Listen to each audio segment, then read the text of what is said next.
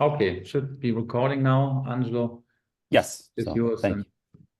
So yes, it's a pleasure. It's a great pleasure and I also thank Tjerk for accepting our invitation. So today we are hosting Tjerk Oosterkamp, and I apologize with him for the bad pronunciation.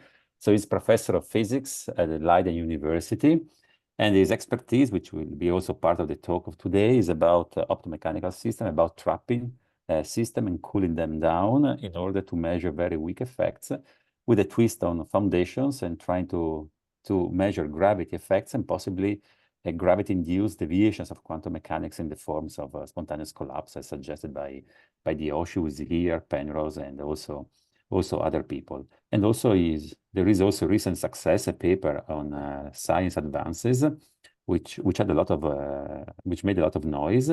And they succeeded, Tjerk, correct me if I'm saying something wrong, in measuring the weakest gravitational force, which is a prerequisite for checking for new effects in the gravity effects in the quantum regime. Today we'll talk about these things. So cryogenic experiments for Penrosian's collapse is the title of the talk.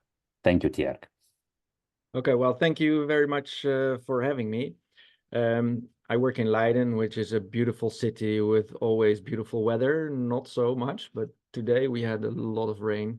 And I'm used to make my money with this graph here at the top right, where at very low temperatures, we take a force sensor, this diving board, with a small magnet to a surface, and then we investigate the magnetism at that surface. And I currently have 4 graduate students in my group. And but that is not the only thing, because when we I'm trying to advance my slide. Oh, help. This force sensor with which we do these measurements, it can also be interpreted as a quantum object, but it is a sensor. So the question arises, where does this force sensor become a measurement apparatus that measures its own wave function? So does quantum mechanics end somewhere, and does it collapse its own wave function? So that is something that Josie and Penrose have raised, and many others. To me, the question has been, does this have to do with the deformation of space-time? So I don't know whether anyone has looked at these, in Dutch we call it ruitjespapier, the paper with the little squares is deformed and it makes letters. So here it says physical, C-A-L, creativity. So to me, this marrying of the measurement problem with gravity is really about space-time. So, and I have thought, okay, does this mean that when we measure the magnetic force, as is done in these current measurements, if this current apparatus would measure 2 currents simultaneously, could it measure, could its arm deflect and be in 2 places? So that is the thing that we can ask. What makes a measurement apparatus a measurement apparatus? It could be its mass or the displacement or the shear size, but also things like complexity. And to me, whenever I start dreaming and make up new things, I always think I did something, and then I wonder, oh, but how does it work when entanglement comes into place? And then I don't know anymore, because entanglement makes things more complicated than even also the things I will say today. So to me, this is kind of the things I want to say, and I've been influenced a lot by 2 people.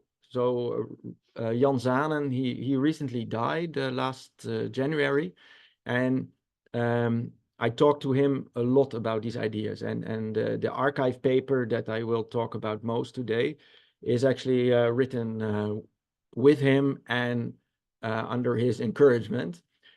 And 10 years ago, approximately, no, 14 years ago, Penrose came to Leiden, and that kind of made me want to do these type of experiments. But I should add that whenever I write Penrose, I should also mention Lazarus Josie, because of course this was before I even started thinking about these things. They did a lot of things that have a lot of parallels. And I would like to announce that Jan Zanen has finished the book just before he died, but now it's taking a lot of time because he appointed me to do the proofreading, the final typesetting proofs. So I'm between the publishing of this book. And he taught me another thing. What does gravity and quantum mechanics have in common? And that is that if there were no gravity after the Big Bang, everything would have remained a fog, because things were so uniform then that without gravity, there would be no place to put an experiment, no place to put a cantilever and make something else move. So I try to think, as Penrose and Josie do, in terms of how does gravity influence quantum mechanics, but you can even think that the whole measurement problem would not be there because there was no gravity. We would still live in the fog. There would be nothing if after the Big Bang, there would have not been anything to make the world non-uniform. So that is all I'm going to say about the book. But this gravitational self-energy was a proposal by Penrose, and I was enthusiastic about it, and he gave one of the famous Ehrenfest lectures, and then he became a Lawrence professor in Leiden. And people would just dismiss much of the problem because they did not know what this Penrose is. So let me say, there are a lot more faces than the 4 PhD students I mentioned, because before I had other PhD students that I put on this list. Also very important to me is Dirk Bouwmeester, who is a colleague, and he started with Penrose the whole idea of let's make a mirror be in 2 places at the same time. And of course, Jan Zanen, I mentioned him already. So this is a copy of a photograph of a slide that Penrose would bring, which are, it's showing a sphere being displaced. And the idea was that the gravitational potential he talks about, which is self-energy, that's why it's sometimes also denoted by a large sigma, it is the mass being displaced in the gravitational potential of the other. So this is if a mass has to be dragged out of this potential. And then he says, well, maybe the collapse time, if I have an energy, if this energy is larger, things will collapse faster. But how do you convert energy to time? Well, h-bar has the proper units to convert energy to time. So you have joule seconds divided by joules and you get seconds. So I think there's not much more in trying to understand what this is. This is just a postulate, at least that is what I understood from talking to Penrose. And Penrose has been very creative also in other ways. So the impossible triangle was actually something he came up with together with his father after they had seen one of Escher's expositions in Amsterdam. And he told me that on the way back and in a week afterwards, they started drawing, his father and Penrose, and they sent Penrose a drawing of an impossible triangle. Sorry, they sent this to Escher, who, by the way, is a Dutch artist who lived for some time in the town where I was raised, in Oosterbeek, close to Arnhem. So I was happy to learn that he then Escher later used this Penrose thing. And of course, the Penrose tilings, where this is the same 5-fold symmetry as this, but this is an anti-de Sitter space, something that Jan Zanen was very fond of. So here Penrose is in his office in Leiden, where here on the right, I try to write down the things I was thinking about, and it was a good time. And if you would like to look this up, it's actually still on the archive because I never got it published. And but recently it was mentioned by Gary Steele in a paper. So now it's official that this is in print. I had never gotten it beyond the archive stage. So I tried to explain to other people, theoretical colleagues, that I think that this issue is really a pressing issue. What happens if an object is in two places simultaneously? What happens to space-time? And I suggested to look at it using a clock, because clocks are good ingredients for Gedanken experiments. So if we send a single pulse onto this mirror, then the pulse will bounce back and forth between two mirrors. And if this one is tiny bit transparent, there will be a train of pulses coming out of this setup. And the pulses, the light pulses, will track time for us. They will be like the ticking of a clock. Now consider what happens to this if we put a sphere there, and this sphere is only there, it's only there to create a gravitational potential. So because there is a gravitational potential here, the Shapiro delay happens. And the Shapiro delay is what happened when people send a radar pulse and reflected it off of Venus. So after several minutes, this radar pulse returns back to Earth because it reflected off of Venus. But if Venus is kind of almost behind the sun, then it takes a lot more time to come back, not only because it's further away, of course, it takes longer, but also because the light of the radar pulse had to pass the sun, and it goes through the potential of the sun, and therefore it moves more slowly. So the gravitational potential, because the sphere is there, causes the thing to slow down.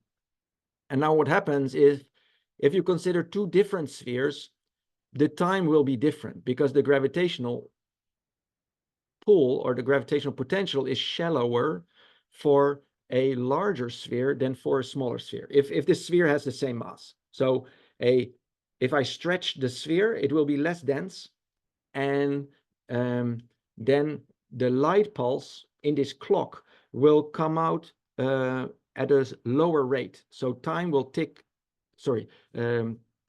slower for a dense sphere of mass m than for a large sphere that is not so dense because it has the same mass. Tjerk, Yes? sorry, just perhaps it's a silly question, but wouldn't that be just simply the signal simply blocked by the sun? Why is it not?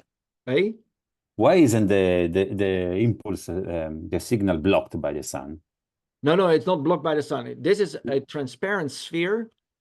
That is a Gedanken experiment here. So okay. But the effect that happens when the radar pulse travels past the sun and hits Venus and comes back past the sun, you can calculate how far Earth and Venus are apart, but it will be a little bit slower than that. Does it go through the sun? No, it doesn't go through the sun. Around the sun. Yeah, but so you cannot do this when the sun is in between Earth and Venus. Okay. But before it reaches... okay, sorry. Yes. Yeah. So actually, they will probably be in different planes. So it will... Okay. Just to understand. Thank you. So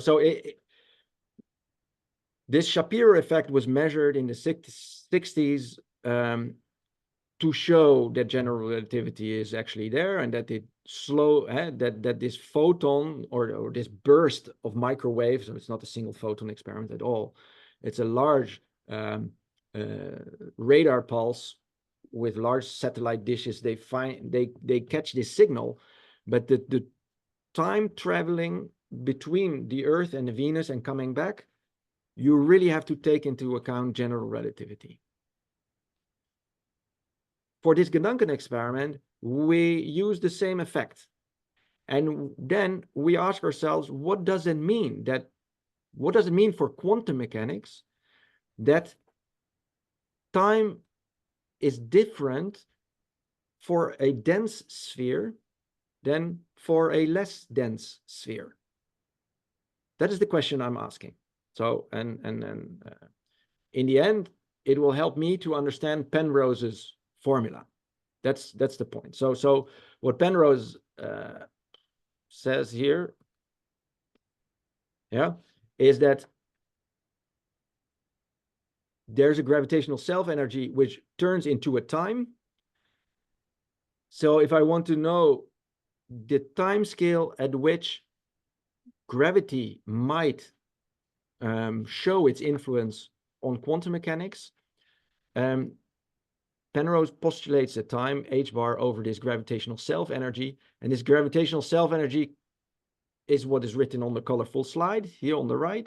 And in formulas, you can say it is the vectors of the gravitational force integrated over space, or it is the gravitational potential and the density of the spheres integrated over space.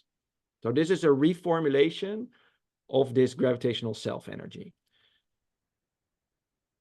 In an effort to explain the same thing, I say time in a sphere is warped because of the Shapiro effect. Shapiro makes time tick slower, or Shapiro showed with a radar beam that time ticks slower close to a dense sphere. Inside the dense sphere, I can then say, hey, my large sphere A, which is a small radius, has a time evolution given by this. And I might say that each atom in the sphere has its own energy. So each atom of this state A is actually a product of the time evolutions of all the individual atoms in the sphere. These atoms have an energy mc squared, where the m is the mass of the atom, and the time is a local time. So not all the atoms experience the same time. Yeah, so I hope that makes sense, that if the total state A is a product state of all the atoms, and I just try to think, okay, this energy is mc squared, and the time that these atoms experience is different for different atoms, but it's also slightly different. It's also different depending on the radius A of this sphere. And then I can say the product state is here on the right, and then this is a sum of the different times. So every atom experiences a different time because of this deep potential, or not so deep potential, but the time is a little bit slower than the time at the infinity, and the amount it is reduced by is the gravitational potential, which contains Newton's constant, divided by c squared. So this is Newton's constant and the mass divided by r, something like that.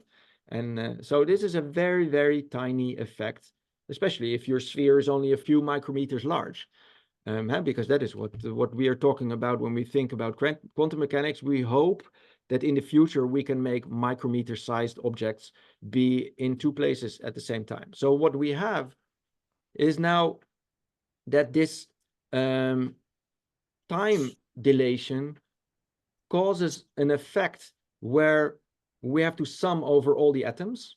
Sorry. Yes? Good morning. I'm sorry to interrupt, but I don't understand if the positions of the atoms are different, the RJAs are different. How do you went from the first expression to the second? How something that was not factorizable, it seems, became factorizable?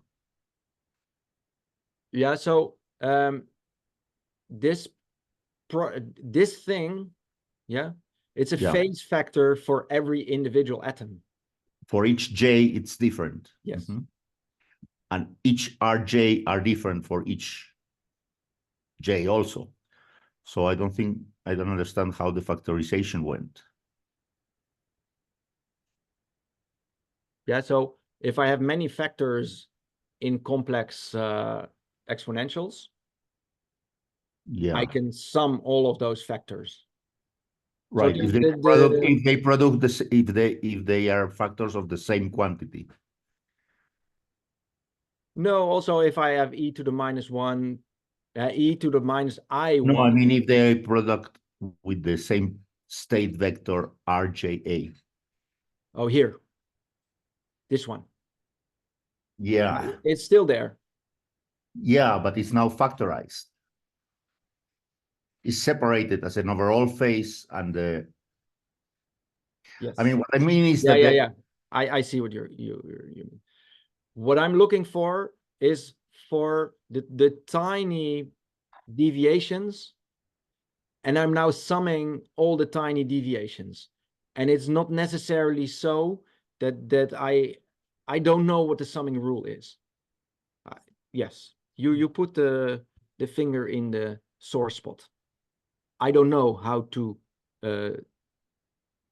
sum the phase factors, and it could be much more complicated than what I'm suggesting here. I think that's an entangled, highly Yes. interesting entangled state. Yes. With this entanglement caused by this gravitational effect. I really appreciate your comment, because later on I will say that we need to include complexity, and this is one complicating factor that makes the situation much more complex.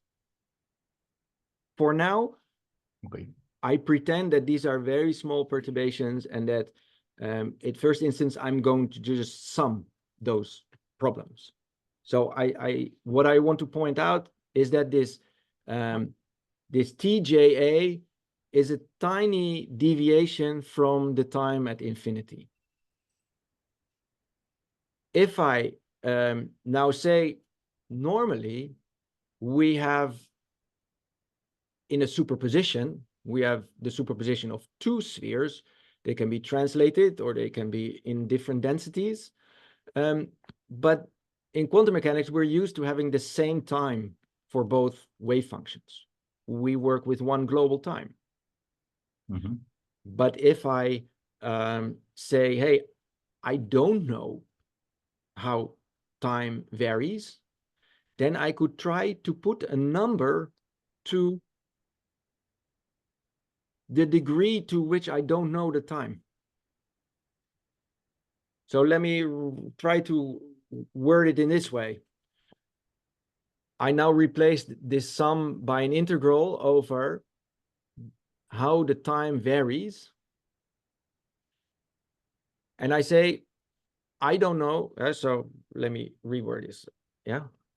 I don't know how gravity works around a mass in superposition, but I can try to quantify my ignorance by saying, hey, let's begin with just adding all the phase ignorance that I have, because I have many atoms, but because it's in a superposition of two spacetimes, so it's in a superposition of two radii, two densities, therefore I have two different potentials, and therefore I have two different time dilatations for both spheres.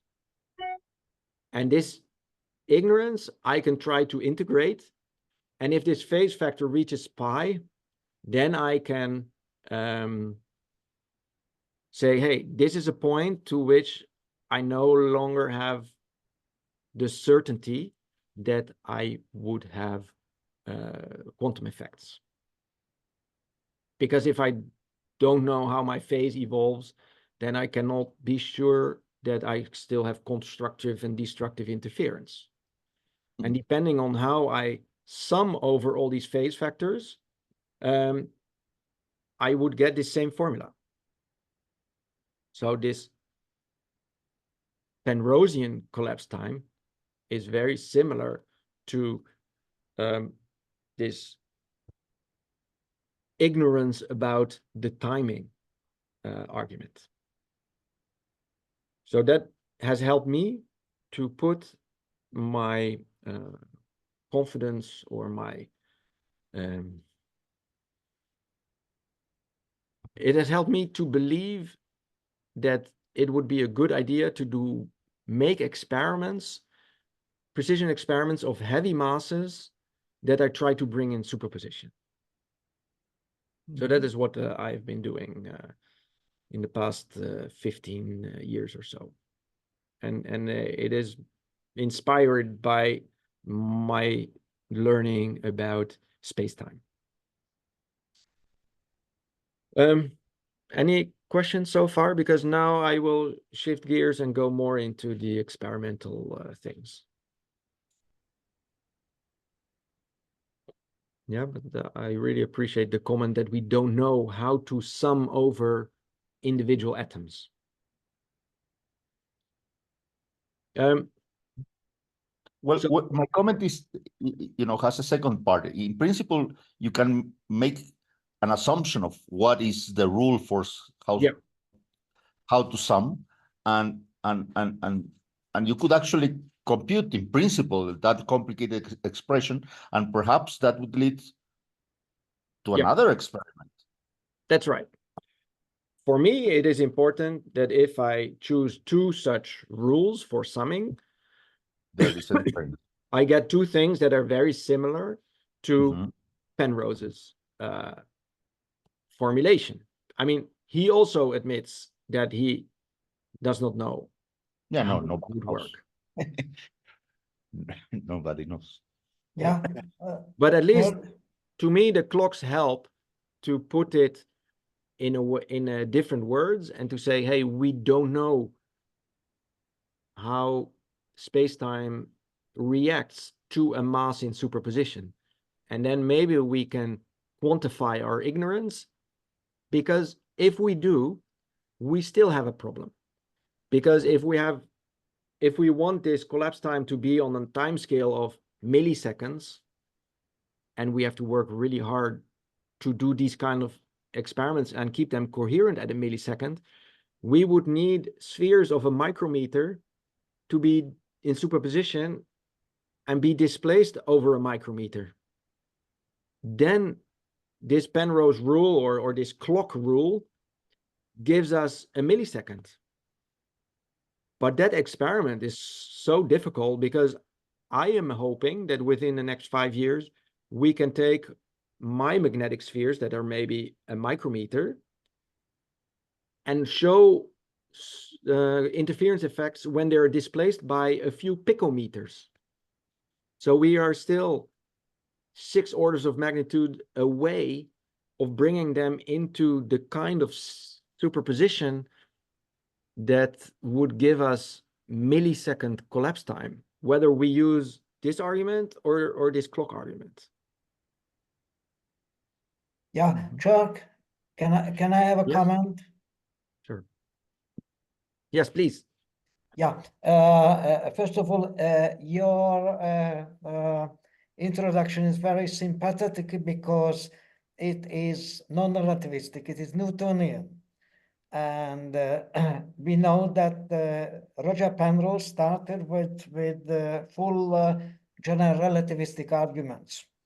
However, at the end, he came up with a Newtonian expression, a non-relativistic expression for the decoherence time. So I like that, like myself, your arguments are non-relativistic, Newtonian from the beginning. Yeah. The second part of my comment is about your millisecond the request of coherence time. You probably know, but maybe you are not for the moment interested in a nice enhancement of the collapse effect if you look beyond the simple expression on Penrose's slide, which assumes a homogeneous distribution of mass. If you go down and assume that the self energy must be calculated on a with much smaller time scale or length scale. With a perfect subatomic spatial resolution, you get much stronger effect, and the request of that long coherence time may be, say, forgotten. So you have a better position as an experimentalist. So actually, that is since 10-15 years already. And that is something that Gary Steele emphasizes in this paper. It's kind of a milestone for experimentalists Yes, to sure. want to try to reach that limit where the superposition is larger than the diameter of an atom, so to speak. Yes. Yes, yes. So usually when we talk about quantum to classical transitions, we think about matter wave interferometry or mechanical resonators, and now also levitated particles. So I will say a few things about that and just show some shiny equipment, because that impresses more than the speed of the progress we make. But we think sometimes, okay, we can choose to come from two sides. If there is a quantum to classical transition here with the red shaded area, then we could say, let's try and make quantum experiments at very, very low temperatures and small masses and small displacement, and reach the boundary from that side to see coherent effects go away. Or let's come from the other side, where we have very classical objects, and see whether we can see them show some quantum behavior, such as the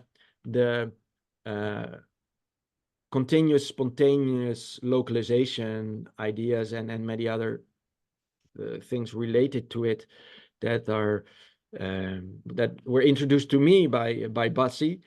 And then later I learned many others work on it, but I think maybe Angelo has made it so well known to so many people that now funding agencies are also willing to pay experimentalists to work on this. So I actually got a grant in the Netherlands called Feeling the Heat of Wave Function Collapse. And for me, that was a defining moment, because it meant that I can actually write down honestly what I'm trying to measure, and they will still give me money. They will not say I'm crazy. Maybe they still say. And then, of course, our experiments, they give a yellow line above which the parameter space is excluded, and we try to bring that line down. And another thing I want to add is that this quantum to classical transition, a quantum computer using electrons or small atom traps or whatever, is not on this chart. I mean, it seems like it is very small mass, low temperature, very little displacement. So therefore, you might think quantum computer is safe. But if we include the complexity and we say that maybe collapse effects are much faster if it's a very complicated wave function, rather than just the center of mass of one heavy uniform object, then maybe also a quantum computer should be afraid of collapsing. And I think that could be a funding strategy, that if we can make the whole quantum computation community afraid that complex systems collapse faster than simple systems, then maybe they can give us just a tiny percentage of their money, and we will be much better off. So I'm embarrassed to see how long ago this paper was, where Andrea Vinante told me about talking to Angelo, and then we wrote this paper about the limits, one of these yellow lines that we could set on this collapse theory. And then I should say this experiment was done at 20 millikelvin.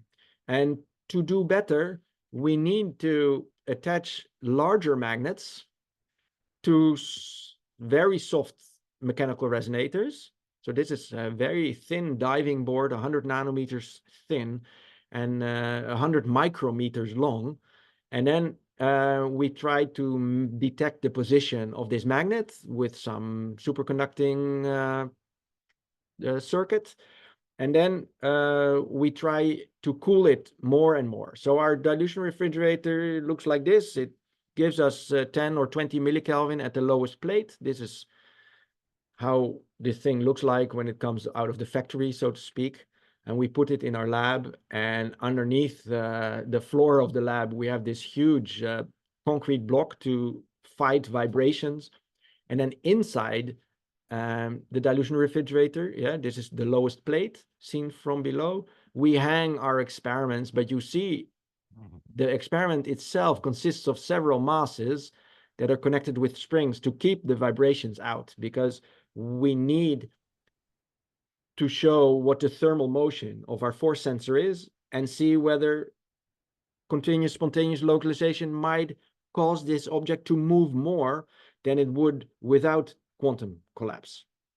And here you see kind of one picture where we go to great length to see whether we can cool this further. So we say these discs of material of copper, gold-plated copper, we found a new strategy to get money, and that is you make your things of copper because it's a good thermal conductor, but you gold plate it, because then people think we are very rich. They think this is solid gold, and they will give us more money, because that is the way economy works. If you have a lot of money, you get more money. And this is cooled to 10 or 20 millikelvin. And then we have this silver wire that is flattened, and it is only 1 millikelvin. So we have these Lego blocks to prevent the 20 millikelvin to give heat to the 1 millikelvin. And it meanders down all the way. Then we have a thermometer here, which measures the temperature of this silver wire. And then the silver wire also sends the heat to the experiment down there. So we had this silver wire and in a force sensor, and then we were hoping that this force sensor would be really, really cold. At that time, we did not have the sample cooled, so we had a cold force sensor at maybe 1 or 2 millikelvin, and the sample was still at 10 or 20 millikelvin.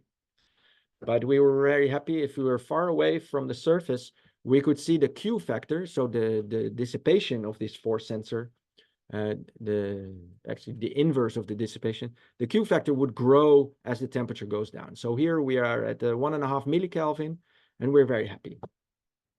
So the Q factor grows is an indication that the force sensor is actually cooling to such low temperatures. And then there's a problem. You have to really do the thermometry well. So in order to see the deviations from Boltzmann, so the Boltzmann says the force sensor moves at high temperatures, it moves a lot, and at small temperatures, it moves at a smaller amplitude, and it should scale. The energy should scale with the temperature. But then, you know, we detect the motion of the magnet with a pickup coil to measure its flux change. And if the flux changes, we know the magnet is moving. And so to go to these really low temperatures, we have something called praseodymium nickel 5 in these rods. They're soldered to silver wires that come out at the beginning. So each silver wire connects to one rod of praseodymium nickel 5. This bundle goes inside this magnet, and that allows us to reach this really low temperature, because these dilution refrigerators, they dilute helium-3 inside this pot with helium-4 and create the low temperatures. And now by creating entropy in the magnetic material of the praseodymium nickel 5, using this magnet, we can create and remove entropy. We can reach these really low temperatures. And the Lego was actually based on a real Lego man that was cooled down, and it was a big hit on the internet for nerds. They had 100,000 views or so, and therefore we adopted these Lego blocks as our cooling, or separation between warm and cold. And we had to learn how to weld silver to silver, because this transition, this weld, was what helped us to reach the 1 millikelvin. So now, why don't we have a lower line than this yellow line? Well, we're almost there. I think we're almost there to publish a new line, maybe 1 or 2 orders of magnitude below. We now have the lower temperatures and we have a larger particle, but then we also need to get the thermometry very accurate. And then we will have a graph where as we lower the temperature, we see the noise go down, and then I expect to see no deviations, and that therefore this dotted line will then be lower than before. And well, I hope I've shown you that it's quite hard work. These low temperatures, they don't come by themselves. Now we wanted to go to larger particles, and that is the introduction to the last part of my talk. I should quickly go through it. We now are using levitated particles. So we use an idea of Andrea and Chris Timberlake to levitate a magnet inside a superconductor. And then what it ended up being was a levitated particle in here, inside the cryostat, and a mass on a wheel rotating. And we managed to get the vibration isolation good enough such that this levitated particle would really sit still, kind of on the picometer scale inside this dilution refrigerator. So very low temperature. And then if the mass of the wheel is turning, we can have large gravity and small gravity and large gravity as the wheel rotates. And this has set our particle in motion. So this rotating wheel outside of the cryostat. So it means that we have a block of a few kilograms really rotating very fast. This is the wheel of an electrical bicycle that we used for that, but we were not sure whether the wheel, which is aluminum, would actually survive these high velocities. So we built a big box around it to catch the brass blocks in case the wheel would break. And again, we measured the motion, and this has helped us to see this. And here I'm showing some of the data, because we have a magnet on a superconductor that lifts off, and there's some flux remaining in the superconductor. So we're now fighting the material science problem of a superconductor in a magnetic field, because we measure the frequency of this particle that is levitated, and you see that the 6th digit or so is changing very slowly over time. So these are days, and the frequency changes ever so slightly. So we know that we are not completely in control of this levitation mechanism, and because we are not, so this is this figure is 2 weeks later, and the drift is now much less. So we're changing the 7th digit now over time. So we would like to get rid of this flux trapping, and then which is really blatantly present when we first lift off. Then a lot of flux escapes, and we have a lot of oscillation of the particle here. So therefore, sorry, one question. One Yes. quick question. So you hope that what you are seeing is a gravitational interaction between those blocks and your floating particle, right? But how do you know that there is no remnant magnetic component to it? If these materials have any, non-trivial magnetic behavior when they approach and recede from these strong magnetic fields. Yeah, I don't understand enough, but how are you? We have to do the controls. So we made a big wheel with a lot of turns of wire. So we create an oscillating magnetic field to test whether all these shields, some of them have superconducting material on it, whether all those shields are effective in keeping oscillating magnetic fields out. Okay. We also have to do a test, and this wheel turns, it also vibrates because it's turning. So then we make vibrations without a wheel turning, and we check whether the vibrations cause the particle to move. And only if we have done all the tests, then in the end, we say, hey, we have measured a force that was 25 attonewtons, so 10 minus 18 newtons, due to this wheel. And but you're right. We have a lot of work to do in improving the vibration isolation further. to understand the mechanisms of the flux trapping and finding a trip that works to remove the flux trapping, because then we can measure even smaller forces. Then we want to make things colder and colder, because that will allow, I think I have a slide coming up. Oh, no, I think I skipped my slide. I had a slide that said, okay, what is the work that we need to do still to improve this? Yeah, it's here. We need to get this really, really low force noise with larger particles, because then this dotted line will come down as well. Mm-hmm. And that will help us to get ever more and more control over this these kind of mechanical systems at low frequencies. And as they become larger, they should be affected more by the continuous spontaneous localization that is predicted. And also, they help us to think about future systems where we have two masses in superposition. And if these two masses interact, we can check whether gravity can help to entangle two particles.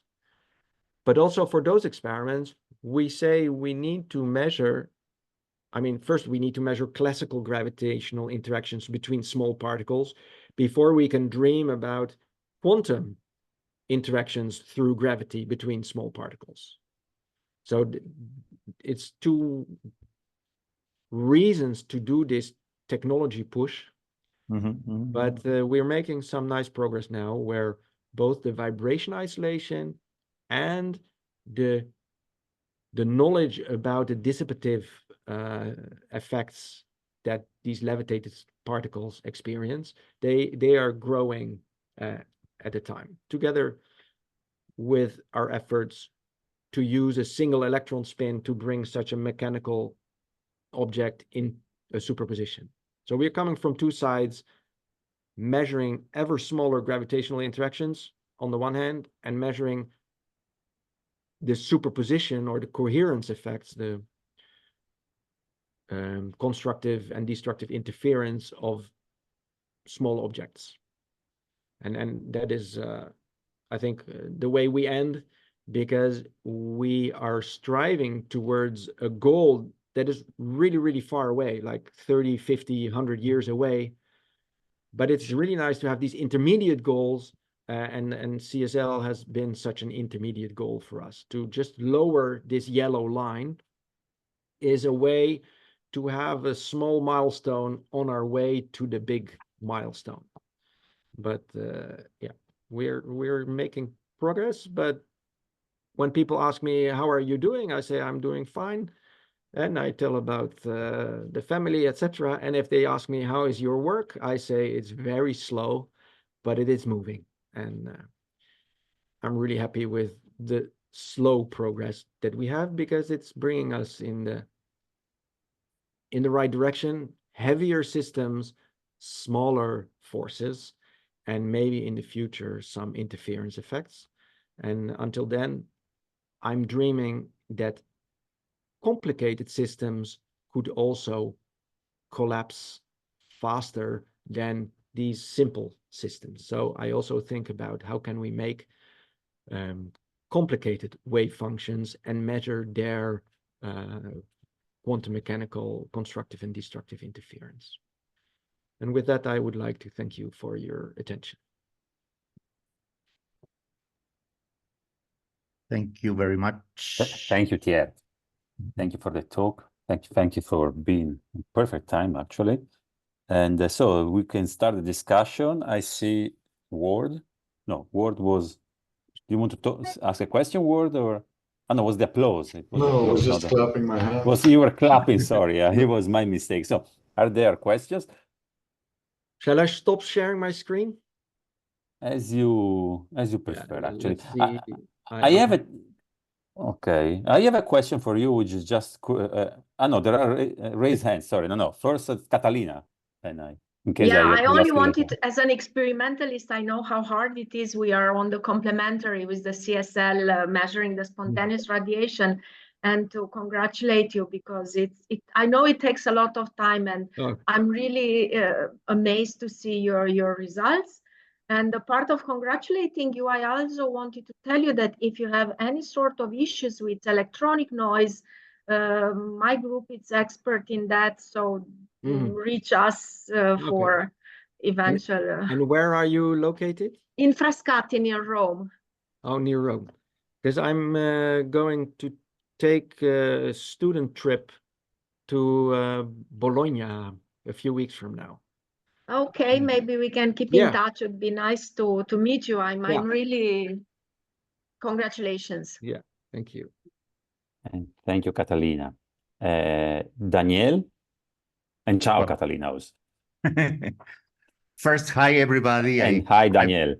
Hi, I arrived a little late, so I didn't want to interrupt. But yes, I also wanted to congratulate you. And I wanted to ask if you have not considered another intermediate goal that may be very interesting. And this came to my mind when you were showing the first drawing with the Shapiro effect. Can you show that effect again?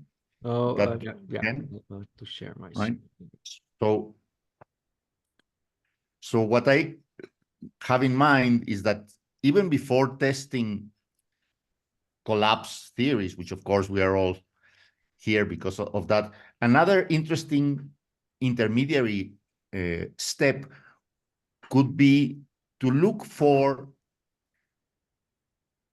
a gravitational effect of a quantum superposition. We have tests on how quantum superpositions react to gravity, for example, the famous cow experiments or things like that. But we don't have, as far as I understand, any experiment in which active gravity affects a quantum mechanical system. Active gravity? What? Sorry? In which gravity produced by a quantum superposition affects something. Yeah. I think it's because the reason we don't have those experiments is we now have a mass of 2 kilograms that moves 30 centimeters or so. And that makes enough of a difference in gravity to measure it. So right. we have to move kilograms around by centimeters in order to see something. Right. But if we move a milligram by a millimeter, it's already too small of a force to see it, any sensor that we currently have. So we are trying to okay, so let me more and more sensitive. Let me tell you what came to my mind when I saw your diagram B. Right? If that sphere was in a state of quantum superposition, and it had a little hole, so that the let's say the laser could pass through it. Yeah. But was in a quantum superposition displaced along the vertical line a very, very small amount. And one could compute the difference of the Shapiro effect caused by the mass in quantum superposition and the Shapiro effect caused by the mass without being in a superposition, being in a definite state. Actually, you can have two parallel situations. Yeah. And that is what we are in two experiments. One of them with the mass in a quantum superposition, and one of them with the mass without having in a quantum superposition. And now look for interference experiments between the lasers going in the two directions.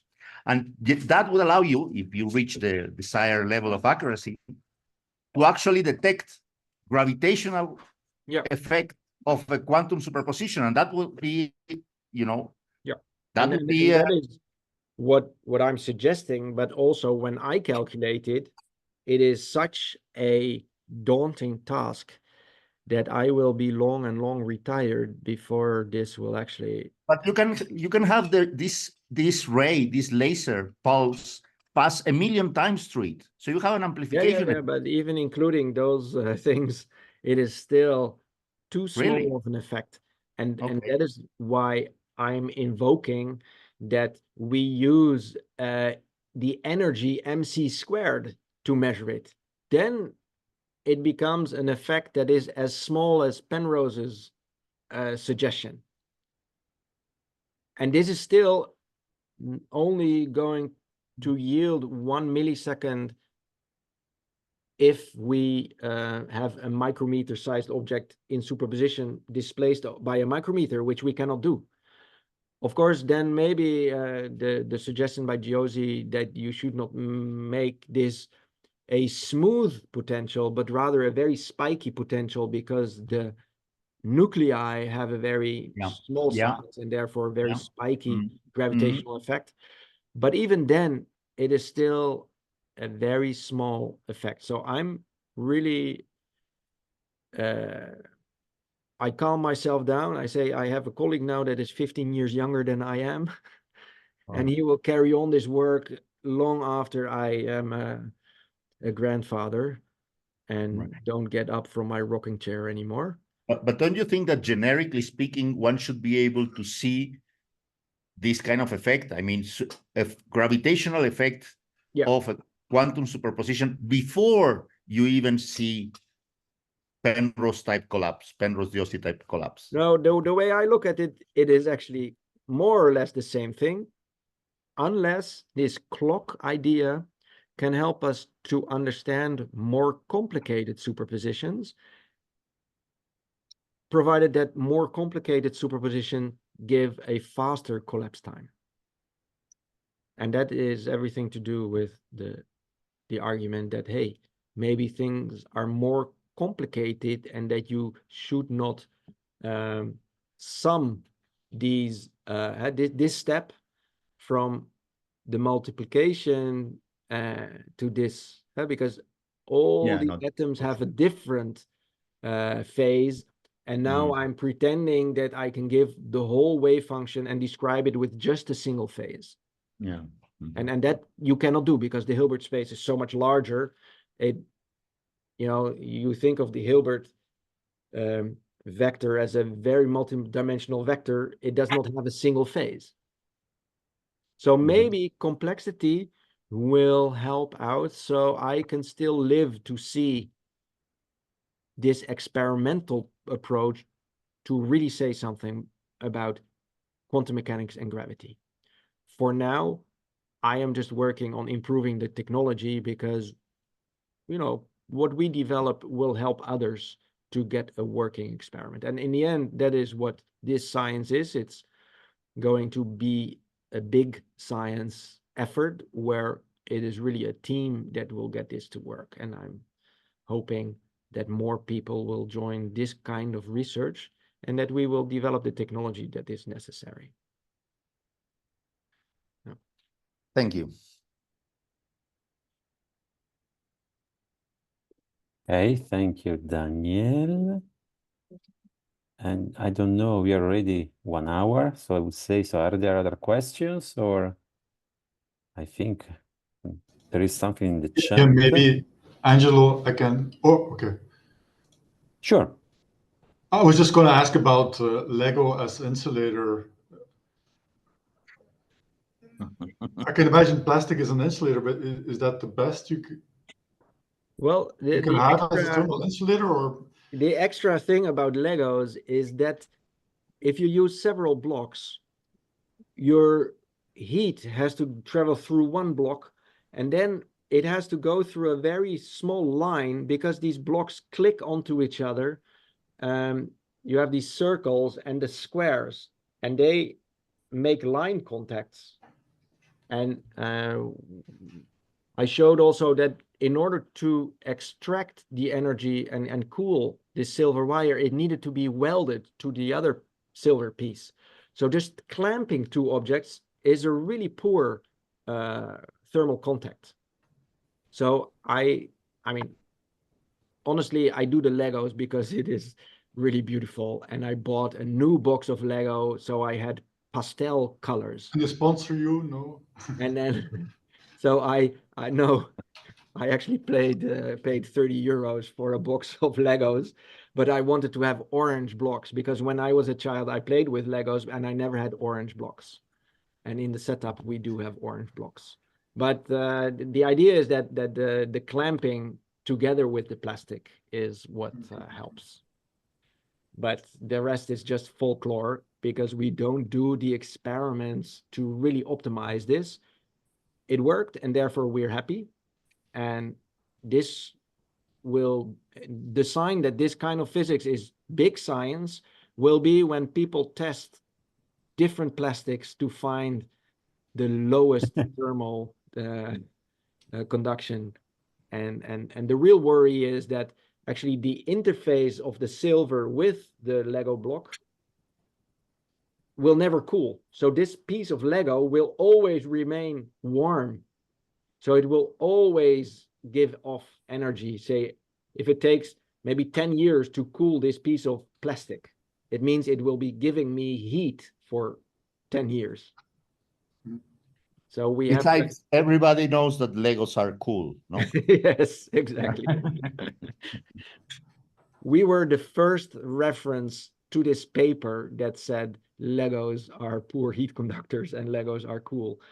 And this was 3 years after this movie was a hype on the internet. Okay, I'll check it out. Yeah. Thanks. Thank you, Matteo. Hi, Tjerk. Thank you for the presentation. I'll try to be really quick on my question. I was looking for this CSL parameter space that you were showing. Maybe you can share this again, and also the possible improvements that you were talking about. Yes. So I spent a little bit of time in this, so maybe I can try to be a little bit more technical. No, you were talking about so essentially what you are showing here is more or less some 5 orders of magnitude improvement, and essentially what you are saying is that to get there, there is in quotes just the need of doing some so to lower the temperature. But this is not really, in a way, a big issue. Also because I showed experiments to the millikelvin regime. To be able to do thermometry there at the millikelvin, but the millikelvin means that you are gaining 1 order of magnitude, maybe. Yes.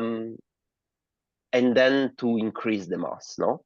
But from my experience, if you increase the mass, this V-shaped bounds just move to the right. Yeah, they will essentially, move. No? But I think it moves like this.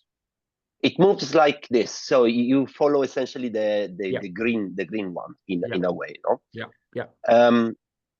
So I wanted to know a little bit more on say on the thermometry side of what you are what's your idea essentially here? So I recently learned this new word, and that is that if you can describe the noise you expect from other sources, you can subtract it. So say if we measure a force noise, then we say, well, the force noise is such and such low, and therefore we get these parameters lambda and RC, the system size, from that force noise divided maybe by the area. But if we know how much of this force noise comes from a known source of noise, then we can subtract it. So if we can do our thermometry accurate to within 10%, we can actually gain a factor of 10. And if we can get our absolute thermometry accurate to within 1%, which is quite difficult but doable, we gain another 2 orders of magnitude in the temperature. And that is how I think we can reach these 5 orders of magnitude, even with the same system size. And do you have already some ideas which are essentially what you can characterize in your experiment as a noise sources? Yeah. So we know that we have a mechanical Q factor because our diving board geometry with the magnet at the bottom, it generates phonons and it sends the phonons into the chip and they never come back. So this is a known source of dissipation and it's a limit on the Q factor. It's also the reason why we try to go to suspended systems, because then we have less of this problem. So if we can get these heavier objects to have very, very low damping, then we can also do better than this. But for all of these things, it means that if we can do, at whatever temperature we are, we can do the thermometry accurately up to 1%, then we can also hope to gain extra orders of magnitude. I see the point, but I would also like to comment on this, that essentially what one is trying to do is to subtract 10,000 to 10,001. So it's the bigger, there is also bigger in terms of the errors of the thermometer itself. No? Yeah. So it's really difficult. It's something that needs a bit care in dealing with. Yeah. And we are happy that one of my colleagues here in Leiden makes the best thermometers in the world. And he uses my dilution refrigerators to test his thermometers. I see. So I've been learning a lot about thermometry from him. His name is Wim Bos. Yeah. Thank you very much. Good, thank you. If there are no other questions, or are there? So if not, we thank again. Thank you, Tjerk. And just leave it to Dirk for the closing. Is that okay? Yeah, I always get the last word. So I don't have much to announce. I mean, we'll fill the spring and summer series that we have now started. The updates will be again on the website. Also, the videos will upload quite soon. So the moment we have scheduled for May, Hendrik Ulrich, who will also continue these large mass systems route. And then I think we have a couple of philosophy and potentially also a couple of mathematical physics talks. So it will be also a colorful series. Yeah, so thanks, Tjerk. I also enjoyed very much your talk. Wish you all the success with the next challenges. 15 years. All right. See you guys next time. So, I mean, thank you. Last sentence. I mean, you have realized it's going to be on Tuesdays now regularly instead of Thursdays. Yeah. But that's the only change. Have a good time and see you very soon. And Ward, Angelo, Paula, do you want to remain in the session so we can discuss a bit the next things? And I stop the recording now. Bye. Bye-bye.